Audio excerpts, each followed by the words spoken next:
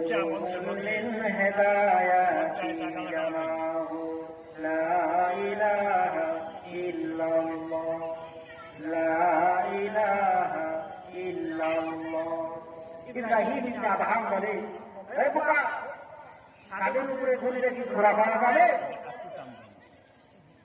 তার দৃশ্য থেকে আওয়াজ এসে বলে, তুমি আমাকে বোকা বলছো, আসলে তুমি তো বোকা।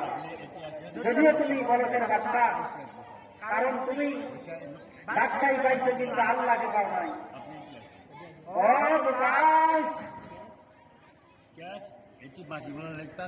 তুমি বাচ্চাই পাইছো কিন্তু আল্লাহকে তুমি পাও নাই, কারণ এই পোশাকে রাজদরবারের ভিতরে শুয়ে আল্লাহকে কোন অবস্থায় পাওয়া যাবে না।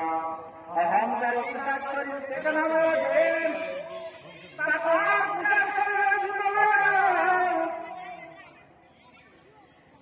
কারণ পোশাকের ভিতরে গরম, যখন রাতের পোশাক পরে মনটা তখন গরম হয়ে যায়। আবার যখন ছুটি পাওয়ার পরে বাড়িতে আসে বন্ধুদের সাথে সাধারণ মানুষের মতো, তখন তাদের মনটা আবার নরম হয়ে যায়। যখন রাতের পোশাক যখন শরীরের ভিতর করে ফেলে, মেজাজটা তো গরম হয়ে যায়। ছোট ছোট অন্যায়কে তখন বড় করে দেখে মনে করে কষ্টায়ার বলি। গরমের পোশাক ইব্রাহিম ইবনে আদহাম বলে, এই গরমের পোশাক শরীর থেকে নামিয়ে ফেলো, তাহলে তুমি তাকওয়ালা হবে, তুমি পরহেজগার হবে, আল্লাহকে তুমি পেয়ে যাবে। অন্তরের ভিতর একটা চুপ লেগে গেল, সত্যই তো কথা। হেদায়েতের মালিক আল্লাহ, মান ইয়াহদিহিল্লাহু ফালা মুদিল্লা লাহু ওয়া মান ইউদ্লিল ফালা হাদিয়া লাহু। আল্লাহ পাক রব্বুল আলামিন বলে, ও আমার বান্দারা, আমি যাকে হেদায়েত দান করব দুনিয়ার কোন মানুষ তাকে বেইজ্জতি করতে পারে না, আর আমি আল্লাহ পাক যাকে হেদায়েত দিব না পৃথিবীর কোন মানুষ তাকে হেদায়েত দিতে পারে না। আবু জেহেলকে আল্লাহ রাসূল সাল্লাল্লাহু আলাইহি ওয়াসাল্লাম 13 বছর ইসলামের গান শোনাইছে, হেদায়েতের কথা বলেছে, কিন্তু তাকে হেদায়েত আনতে পারে নাই। আর একজন বান্দা হযরত ওমর তার নাম,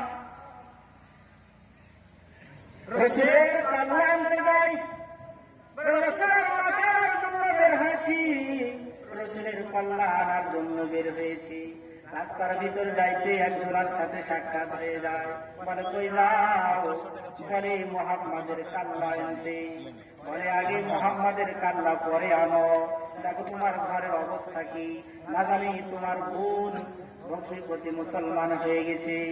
না দিয়ে বলে, হাইরে কি ব্যাপার, আমার ঘরে কি আবার আগুন লেগে গেল? রাসূলের কাছে যাওয়ার আগে বলে, আগে ঘরের দিকে যাই, বোনের কাছে যাই, কোরআন শুনছে, কোরআন শোনার সাথে সাথে অন্তরটা ঠান্ডা হয়ে গেছে। কারণটা কি? কিতাবের ভিতর আছে, যদি মাথা গরম হয় ঠান্ডা তেল লাগাও, মাথা ঠান্ডা হয়ে যাবে।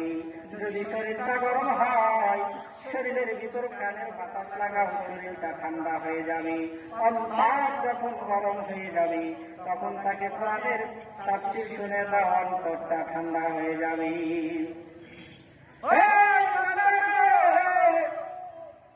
ওমর ফারুক রাদিয়াল্লাহু তাআলা আনহু অন্তরের ভিতরে যার কারণে রাসূলের কাল্লা আনতে যায়। এবার বোনকে বলে, বোন রে, এত সুন্দর কোরআন তেলাওয়াত কে তোকে শিখাইছি, আর আমি যাব না, সেই লোকটির কাছে আমারে নিয়ে চল। বোন এবার বলে, চলো তাহলে। এইভাবে যাওয়া যাবে না, যদি ইসলাম ধর্ম গ্রহণ করো তাহলে তোমাকে আগে গোসল করতে হবে। গোসল শেষ করিয়া রাসূলের দরবারে নিয়ে গিয়ে বলে, রাসূলুল্লাহ, এই দেখেন ওমর আপনার কাছে এসেছি। রাসূল বলে, ওমর রে, কি ব্যাপার, কই তরবারি কই? আমাকে তরবারি কোথায় আছে? কি ব্যাপার, নরম হয়ে গেলি কেন? ওমর ফারুক রাদিয়াল্লাহু তাআলা আনহু বলে, ইয়া রাসূলুল্লাহ, এই নেন তরবারি, তরবারিটা দিয়ে আমার শেষ করে দেন, আর আমাকে বলিয়ে দেন লা ইলাহা ইল্লাল্লাহু মুহাম্মাদুর রাসূলুল্লাহ।